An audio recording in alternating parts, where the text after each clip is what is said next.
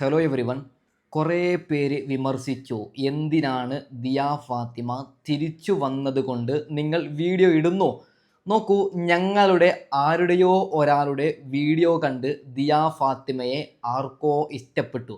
അതായത് ഇഷ്ടപ്പെട്ടത് നല്ല അടിപൊളി 24 അല്ലെങ്കിൽ 25 വയസ്സായിട്ടുള്ള അടിപൊളി പയ്യനാണ്. പയ്യൻ്റെ പണി അബുദാബിയിലാണ്. അവൻ്റെ വോയിസ് ക്ലിപ്പും അവരുടെ വോയിസ് ക്ലിപ്പും കാര്യങ്ങളൊക്കെ ഞാനിപ്പോൾ സൈഡിൽ വെച്ച് തരാം. ആരാണ് ചെക്ക് അപ്പോൾ നിങ്ങൾക്കൊക്കെ ആ ഒരു വോയിസ് കേൾക്കുമ്പോൾ അറിയും. നോക്കൂ, അതിനുശേഷം കിരൺ വലിയൊരു കേസും കൂടി കൊടുക്കുകയാണ്. ആർക്കാണ് കിരൺ കേസ് കൊടുത്തത്, എന്താണ് ആ കേസിൻ്റെ അവസ്ഥ, അതും നമ്മൾ ചർച്ച ചെയ്യാം. ഓക്കെ, അപ്പോൾ ആദ്യം ദിയ ഫാത്തിമക്ക് വന്ന ബന്ധം, എവിടെ നിന്നാണ് ചെക്കന് റെഡിയായത്, ആരാണ് ചെക്കന് റെഡിയാക്കിയത്, അതൊക്കെ നമുക്കൊന്ന് കേട്ട് നോക്കാം. ഓക്കെ, പയ്യൻ പാലക്കാടാണ് സ്വദേശം. നിലവില് ജോലി പാലക്കാടല്ല, ഗൾഫിലാണ്. എന്റെ ജ്യേഷ്ഠനാണ്, എനിക്കല്ല ജ്യേഷ്ഠനാണ് നോക്കുന്നത്. നിങ്ങളുടെ വീഡിയോ ഇന്നലെ കണ്ടിട്ടുണ്ടായിരുന്നു.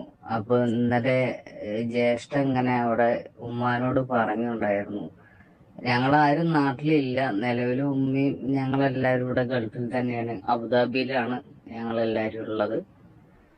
അപ്പോ അങ്ങനെ പറഞ്ഞിട്ടുണ്ടായിരുന്നു. അപ്പൊ നിങ്ങൾ കോണ്ടാക്ട് ചെയ്യാൻ എങ്ങനെ ചെയ്യാം എന്ന് എനിക്ക് അറിയത്തില്ല. അപ്പൊ അതുകൊണ്ടാണ് നിങ്ങൾക്ക് മെസ്സേജ് അയച്ചത്. നിങ്ങൾക്ക് നേരിട്ട് നിങ്ങൾക്ക് അവരായിട്ട് ബന്ധമുണ്ട് എന്നുണ്ടെങ്കിൽ ഞാൻ ഉമ്മാനോടോ ഇല്ലെങ്കിൽ സിസ്റ്ററിനോടോ പറയാം. ഞാൻ അതാണ് നമ്പർ ചോദിച്ചത്. ഇനിയിപ്പോ നിങ്ങൾക്ക് ഡയറക്റ്റ് കോണ്ടാക്ട് ചെയ്യാൻ പറ്റുന്നുണ്ടെങ്കിൽ നിങ്ങളായിട്ട് കോണ്ടാക്ട് ചെയ്യാനും പറയാം. ഞാൻ അന്വേഷിച്ചു എന്നുള്ളു, എങ്ങനെ അവരെ എനിക്ക് എങ്ങനെ കോണ്ടാക്ട് ചെയ്യുമെന്ന് അറിയത്തില്ല. അപ്പൊ നിങ്ങൾ മുഖാന്തരം അറിയാൻ പറ്റുമോ ഇല്ലെന്ന് അറിയാൻ വേണ്ടിയിട്ട് മെസ്സേജ് അയച്ചാണ്. പിന്നെ പാസ്റ്റ് അങ്ങനെ ഒന്നുമില്ല, ഫസ്റ്റ് മാരേജ് ആണ്.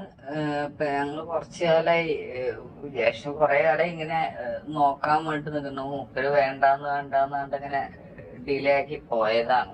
ഇപ്പൊ ഒരു 6 മാസത്തോളായിട്ട് ഞങ്ങൾ അന്വേഷിച്ചുകൊണ്ടിരിക്കുകയാണ്. അപ്പൊ പെട്ടെന്നാണ് ഇപ്പൊ ഇങ്ങനെ ഇത് നിങ്ങളുടെ വീഡിയോ കണ്ടിട്ടാന്ന് പറഞ്ഞത്. ഇങ്ങനെ വീഡിയോ കണ്ടിട്ടുണ്ടായിരുന്നോണ്ട് ഇന്നലെ വീട്ടില് പറഞ്ഞിട്ടുണ്ടായിരുന്നു.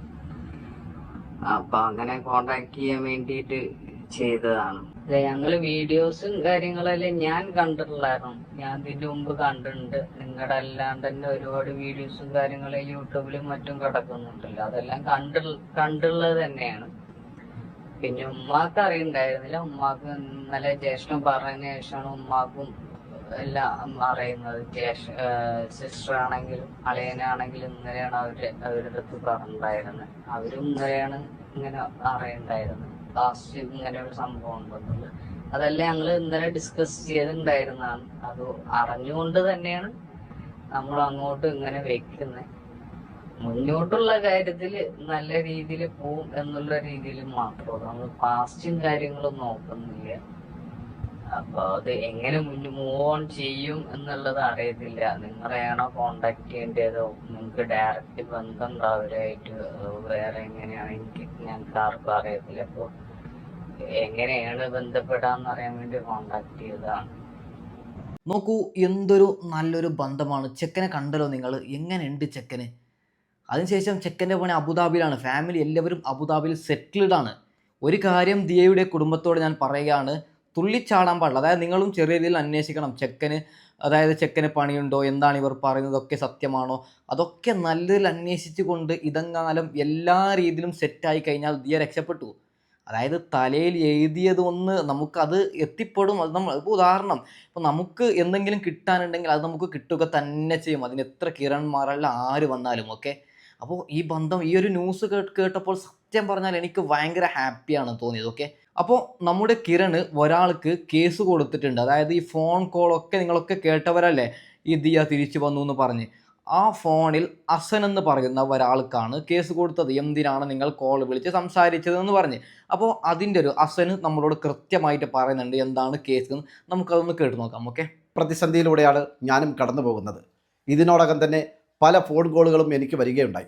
അതിലേറ്റവും എടുത്തു പറയാവുന്ന ഒരു ഫോൺ കോൾ വളപട്ടണം പോലീസ് സ്റ്റേഷനിൽ നിന്നാണ്. ആ വീഡിയോയിൽ പരാമർശിക്കപ്പെട്ട കിരൺ എന്ന യുവാവ് എനിക്കെതിരെ ആ പോലീസ് സ്റ്റേഷനിൽ പരാതി കൊടുത്തതിൻ്റെ അടിസ്ഥാനത്തിലാണ് അവിടെ നിന്നും വെളി വന്നത്. മറ്റൊരു ഫോൺ കോൾ ആ പെൺകുട്ടിയുടെ ഏറ്റവും അടുത്ത കുടുംബക്കാരനെന്ന് പരിചയപ്പെടുത്തിക്കൊണ്ട് ഒരാൾ എന്നെ വിളിച്ച് ഫോണിൽ സംസാരിച്ചു. ആദ്യമൊക്കെ മാന്യമായ ഭാഷയിൽ സംസാരിച്ച അദ്ദേഹം പിന്നീട് നിരന്തരം എന്നെ കുറ്റപ്പെടുത്തുകയും എന്നെ മോശക്കാരനാക്കുകയും ഒരു വേള എൻ്റെ പ്രവർത്തനങ്ങളെപ്പോലും നിരുത്സാഹപ്പെടുത്തുന്ന രീതിയിലാണ് സംസാരിച്ചത്. അദ്ദേഹത്തിൻ്റെ കുടുംബക്കാരിയായ ആ പെൺകുട്ടിക്ക് ഇത്രയും വലിയ ഒരു അബദ്ധം പറ്റിയിട്ടും ഇത്തരത്തിൽ മോശമായ അനുഭവങ്ങൾ ഉണ്ടായിട്ടും ആ സമയത്തൊന്നും ഉണ്ടാവാത്ത ഒരു വേദനയും ഒരു ദീനി വിചാരവുമൊക്കെ ഇപ്പോഴാണ് അദ്ദേഹത്തിനും.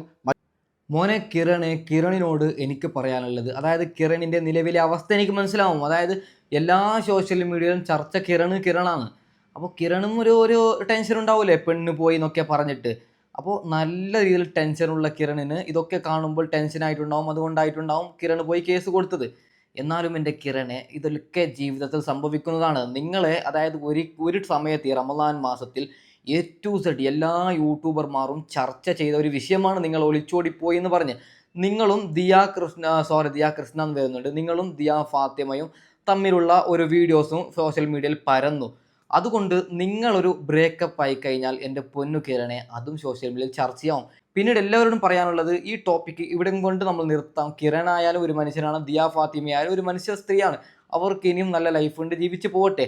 അപ്പോൾ ഏതായാലും ഞാൻ ഈ കോണ്ടന്റ് ഇവിടെ വെച്ച് തീർക്കുകയാണ്. ദിയ ഈ ഒരു ബന്ധം നല്ല ബന്ധമാണെങ്കിൽ ഏറ്റവും പെട്ടെന്ന് കല്യാണം കഴിഞ്ഞ് നല്ല അടിപൊളിയായി സുഖിച്ച് ജീവിക്കട്ടെ എന്ന് പറഞ്ഞുകൊണ്ട് ഒരു ചെറിയ കാര്യം കൂടി പറയുകയാണ്. അതായത് നിങ്ങൾ ആരെങ്കിലും ഒളിച്ചോടാൻ പ്ലാൻ ഇട്ടവരാണെങ്കിൽ, അതായത് സ്വന്തം മതത്തിൽ നിന്ന് തന്നെ മുസ്ലിം അല്ലെങ്കിൽ ഹിന്ദു ക്രിസ്ത്യൻ ഈ മതത്തിൽ നിന്ന് തന്നെ നമ്മുടെ മാതാപിതാക്കളുടെ സമ്മതമില്ലാതെ നിങ്ങൾ ഒളിച്ചോടാൻ പ്ലാൻ ഉള്ളവരാണെങ്കിൽ എൻ്റെ പൊന്നുമക്കളെ മാറ്റി വെച്ചോളൂ. ഇത് തന്നെയാണ് അവസാനം അനുഭവം. ഓക്കെ, അതായത് ഒരു മണ്ണാങ്കട്ടയുമില്ല, നിങ്ങൾ ആരും മൈൻഡ് പോലും ചെയ്യൂല.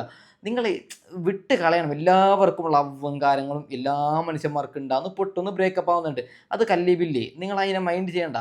ആരാ നിങ്ങളെ വീട്ടുകാർ ചെയ്യുന്നത് നല്ല രീതിയിൽ സന്തോഷത്തോട് നിങ്ങൾക്ക് കെട്ടിച്ച് തരുമല്ലോ, അതുകൊണ്ട് നിങ്ങൾ തൃപ്തിപ്പെടണം. അല്ലെങ്കിൽ നിങ്ങളെ ലവും കാര്യങ്ങളൊക്കെ ഉണ്ടെങ്കിൽ രണ്ട് കൂട്ടരോട് നല്ല രീതിയിൽ സമ്മതിപ്പിക്കണം. നിങ്ങൾ എങ്ങനെയെങ്കിലും അങ്ങനെ അവർക്കും സമ്മതമുണ്ടെങ്കിൽ ഓക്കെ, അല്ല നിങ്ങൾ ആരും ഒളിച്ചോടണ്ട. ഒളിച്ചോടി കഴിഞ്ഞാൽ ഇത് തന്നെ ആയിട്ടുണ്ടാവും അവസ്ഥ. ഇന്നിപ്പോൾ ദിയ ഫാത്തിമക്ക് നല്ലൊരു ബന്ധം വന്നു എന്ന് വെച്ച് നിങ്ങൾക്കാർക്കും ഇത്ര നല്ല ബന്ധം എനിക്ക് കിട്ടണമെന്നില്ല.